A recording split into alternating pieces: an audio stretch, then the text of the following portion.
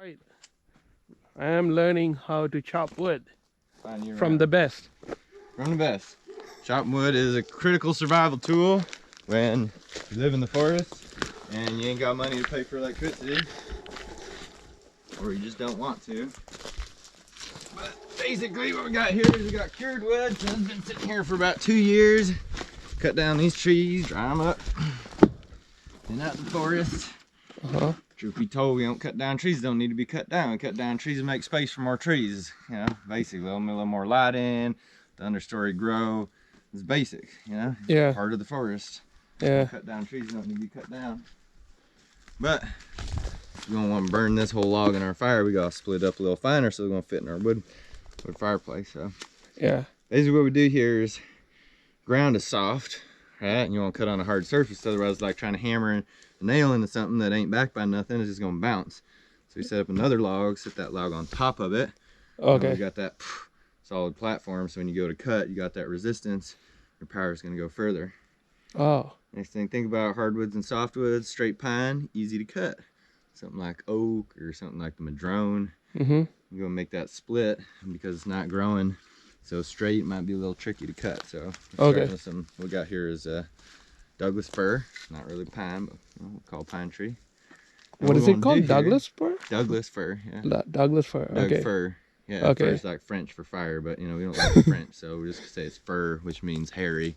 Yeah. You know, and I just call it the hairy tree. Yeah. And anyway, so what we're aiming here for is like, these are all kind of the weak spots you see, where it's dried and cracked. Yeah. So you want to kind of try and hit one of these major cracks if you want to split down through it. Okay. You know, and it's pretty easy, but basically that's what we're going for, especially on hard ones that are real difficult to cut and really dense. You're really going to be looking for those cracks to split it. Okay. Okay. We got our log up here. Yeah. Now, as far as holding the axe, right? Yeah. 2 hands on the axe. You're left-handed or right-handed? Uh-huh. All right, so I'm right-handed. I'm gonna put my left hand here. Maybe I cut it left. I don't know how this works, but you know, your other hand somewhere up high. What you're trying to do is like, imagine one where you're going to cut through. Yeah. Because the force of your swing needs to go all the way down through. You're not aiming for here. Yeah. You're swinging for the center of that log below it. Okay. And the other thing too is you got feet firm. Put the log in between you. Yeah. All right, we're gonna lift our axe up. Yeah. And the motion here, this hand's gonna stay firm. Mm-hmm. This hand's just for lifting it up high. Yeah. Throwing your axe down, but as it comes down, you slide your hand down and pull back on it like that. Wow. Yeah, it's just like this motion. Okay. Okay. Now what that does too is you can get to this point, swing it out, boom, Uh-huh. swing it in. Put it where you want it to cut. I want it to hit right about there. Yeah. Actually, I want it to hit a little bit out to the side. Okay. So also notice if this goes into the middle and the rest doesn't split, the log's gonna hit there too. Yeah. Other things to consider in splitting wood. Yeah. And so you want to be a little bit off the side just so that's not gonna get jammed. Yeah. Basically feet firmly planted. Uh-huh. Even for the bottom of that log, Yeah. I know that when my hands are extended here, Yeah. you know, that's where it is. Yep. So as I go to swing, I'm gonna go to full extension of my arms, just like this. You know, Yeah. you get better. You can cut, you know, closer up, Yep. where that axe is gonna fall, but your hand here is your guide. You know? Okay. Basically, what we're doing here is coming up, Yeah. swinging down. Okay, it's gonna be a hard log to cut. This little axe. Then go get your axe back out. All the basics. Yep. Nice. Smoother than that. Oh. Now I'm gonna take a few. This one I'm gonna go wants to split that way, so. Yeah. Wow, that's a good one. Should have picked a better demo log that would have made me look like a better wood splitter. Oh, yes. Okay. So, here's the other thing too. Yeah. Consider. So you go full swing, and you miss that log and you hit on the wood. Uh-huh. All that force is gonna come back up and hurt your hands. Okay. So don't do that. Okay. Okay, well, I'm gonna put you on this now. Uh-huh. Just a few swings. Basically, you're just gonna aim right about here. Uh-huh. Swing down. Ooh, split. Don't get hit by a log when your dummy friend is swinging axes. See how you do. Okay.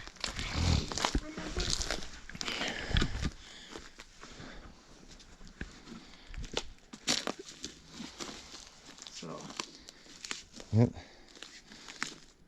Put it there. Got it. Just like that. Awesome. Professional. I'll throw that bigger one up there so you can get through that.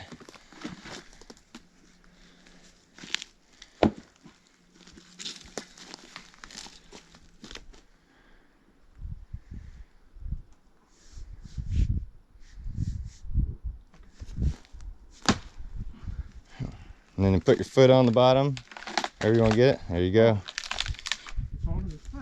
Yep. Whoa! Is that how to do it in Sri Lanka? You just split logs with your bare hands? I guess.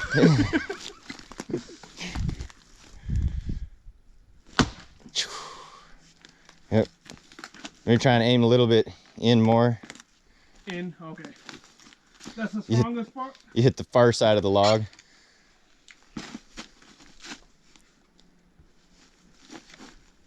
Yep. Figuring it out. So, I had to hit. Here, if you're hitting on this side, you go for that same spot again there if you want. Or what I'd do is try and hit it right there. See if you can split that in half. Okay.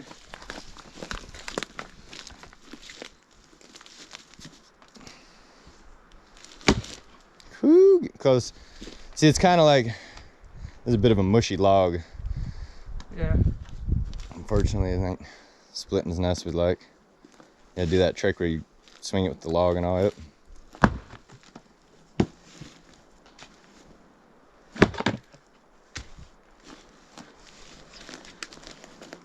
Gotta be smarter than the log. It's a trick. So my dad always said, don't chop logs smarter than you. It's a lot of work for.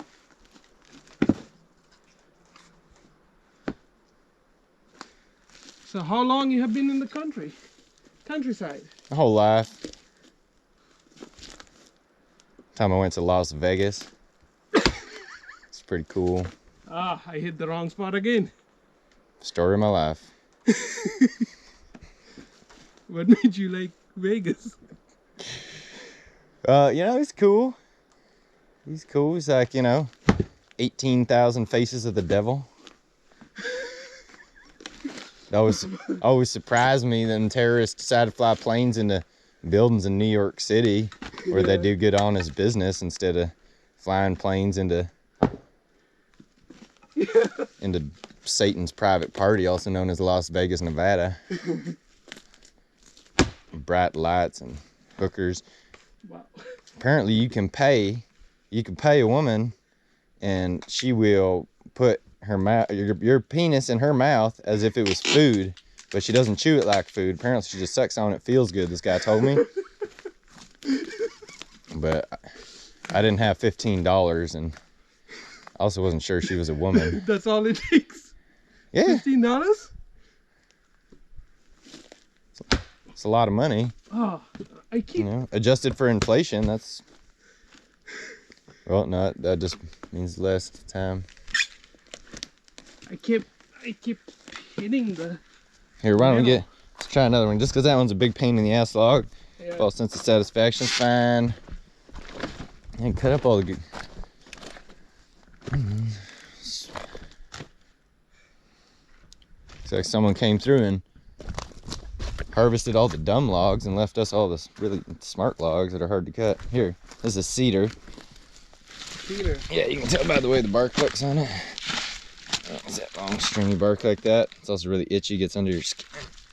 They're softer? That's a incense cedar. Oh. Yep. Usually it's real easy to split cedar. You just aim right in the middle there, full force. Oh, no, you gotta hit the log. That's where you want to aim for. Didn't explain that very well. But really, it's an intuitive thing.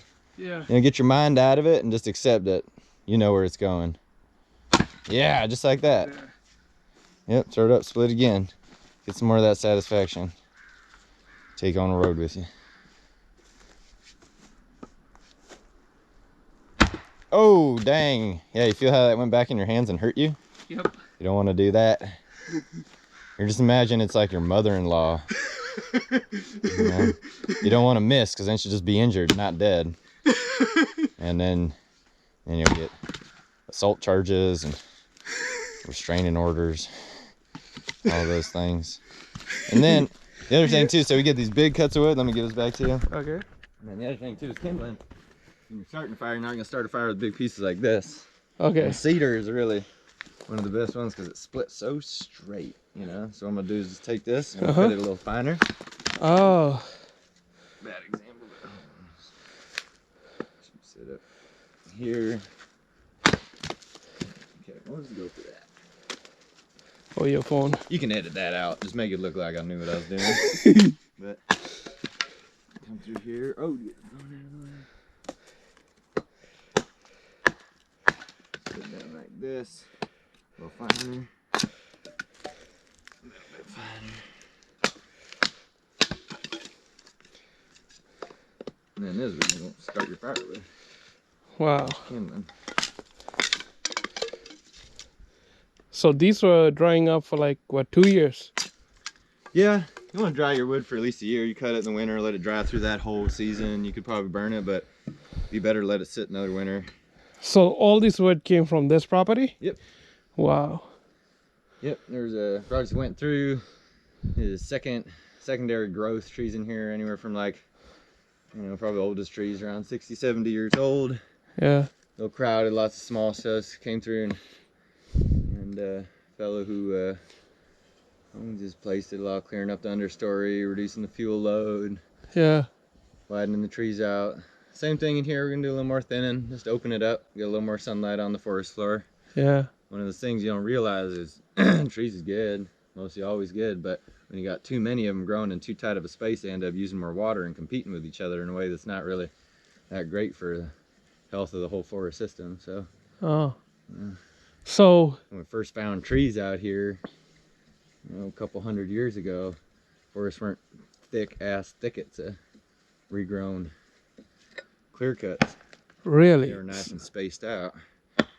So they were not thick when the original forest. Well, they weren't like this. It wasn't like where you have like, you know, 20 trees sprouting up, you know, in a tight space. Yeah. You had more spacing anywhere, you know, from 15 to 30 feet between larger trees, and then you have small trees coming up Yeah. in between them. But when you have a little bit more space, that allows for more light in, which gives you, you know, more levels of kind of, you got your top canopy, and then you got your mid-story with other, you know, medium-sized trees, and then you get down to where you got shrubs and bushes all the way down to the understory. Yeah. You have all this vegetation that basically is kind of like ground cover grown there, and you find more microbiology and complex systems in the forest floor too. Yeah. There's a lot going on. Yeah. But what we got now is they like cut down the forest, Yeah. take out all the trees, and then the ones that grow back, they spray them all, and they just plant one kind of tree really, really tight, so they grow up nice and tall and straight. Yeah. But it's too thick, and it dries the shit out of takes all the water away. Yeah. And you get a whole bunch of skinny, too dense, dry trees in a dry forest, then our water doesn't run, and then the creeks don't run, and then our irrigation don't work, and then we can't grow our crops, and then we end up dying or moving some other place where there's water. But So that's what's happening in California then? Yep. So Wow. when California comes up here, and California's moving to Idaho, it goes suck up all the water in Idaho. And when all the water in Idaho's gone, I don't know where else there's going to be water. So I think that's what they're trying to do, getting out to Mars and the moon and stuff like that. Yeah. God forbid we actually learn how to live on this planet without fucking everything up. But, Yeah. you know, I don't know, people got a lot on their mind. Like, how do I make money? And, you know, how do I get a new car? They ain't got time to think about things like, is there going to be a planet worth living on for my children or things like that, you know? Yeah. But, you know, I Yeah. don't know if I could have a healthy world for my children or like a new Ferrari. Yeah. Definitely going for the Ferrari, right? Jesus. But do you even like foreign cars? I thought you hate foreign cars. I don't hate anything really. So you come to realize, try being a bigot and try being a racist, and it's fun for a while. You get this whole sense of community, hang out with other Klansmen, play your live action role playing. Like, he's a raven and I'm a high fox or whatever they call it, you know. It's cool, you get with your friends, but then you get out into the real world and you realize, oh, this is stupid. I'm believing a bunch of shit that ain't even real, hanging out with a bunch of white people talking shit about black people. Ain't never seen a black man before in their life. Kinda funny. Yeah. Yeah, you get over the hate thing. Yeah. Just get back to like, what are you doing to make the world a better place? Probably nothing. I think that's how most people answer that question. Yeah. Just nothing. Yeah. What's that even mean? Yeah. But, yeah. All right. Thank you for watching, and I'm gonna put. Well, now you know how to chop wood, though.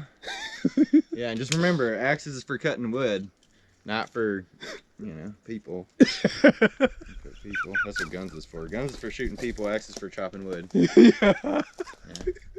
Yeah. And yeah, definitely go and subscribe to this guy.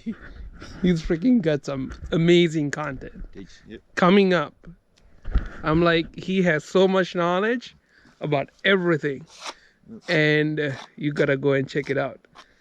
I'm gonna do a thing on toilet paper, where it's from, how to use it, and what it does, and why it's so cool, and it's gonna be a good one. Yep. Toilet paper on that. All right.